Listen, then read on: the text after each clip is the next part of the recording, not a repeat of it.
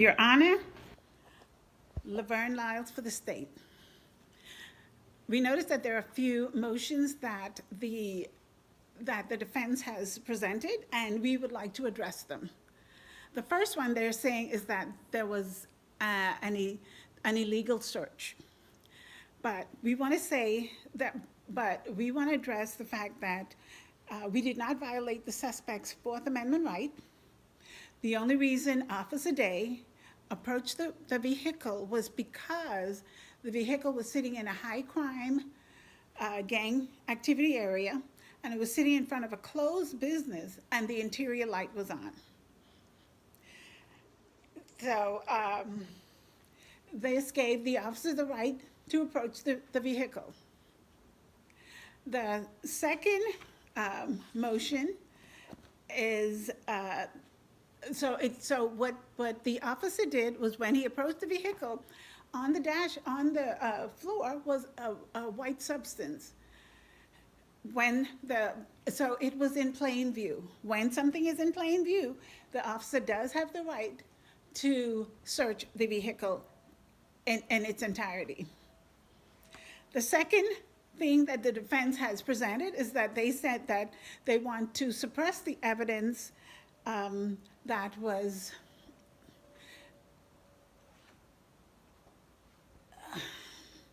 they wanted to suppress the evidence that the police had confiscated, which was the baggie of cocaine.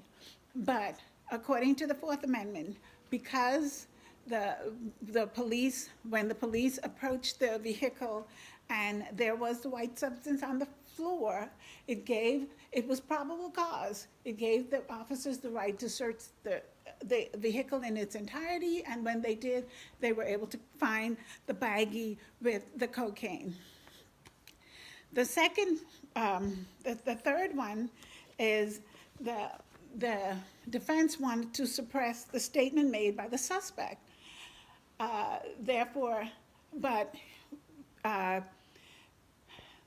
The police officers did not violate the suspect's Fifth Amendment rights because after the officers saw the cocaine in the car, they handcuffed all of the suspects and put them in and while handcuffing them, they read their Miranda rights, that they did have a right to a counsel. They did have a right not to self-incriminate themselves.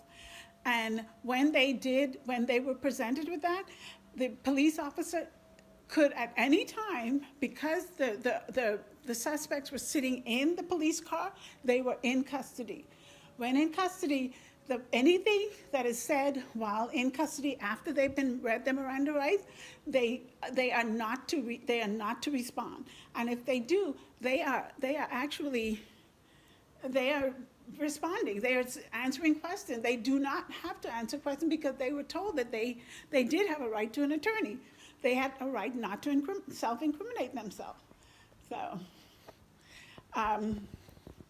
then the fourth one is the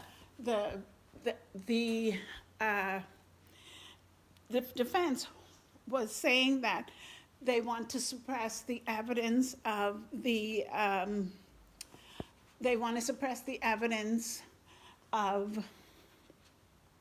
statement made by Carl to the undercover police officer.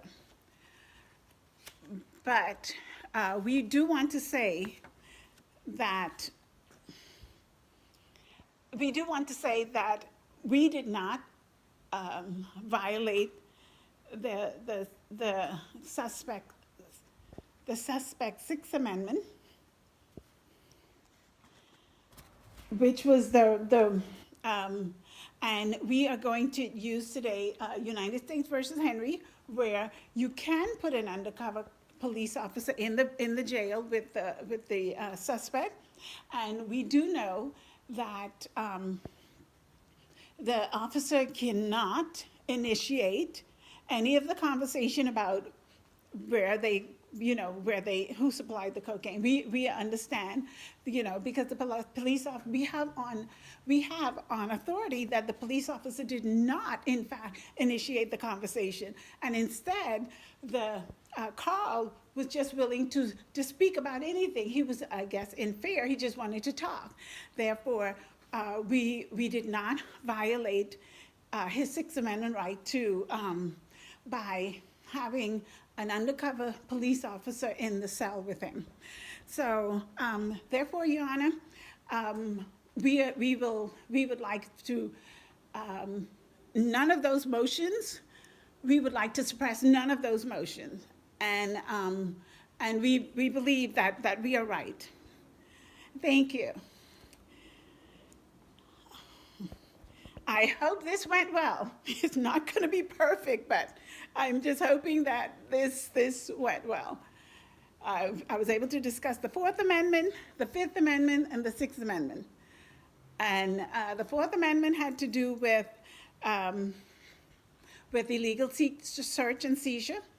The Fifth Amendment had to do with being, and then they had to be, the Fifth Amendment had to be do with their right to counsel. The Sixth Amendment had to do with being able to not have, how do you say it? Professor Taylor, I hope this is fine. I really do. And I'm going to try and send it. Thanks. Bye.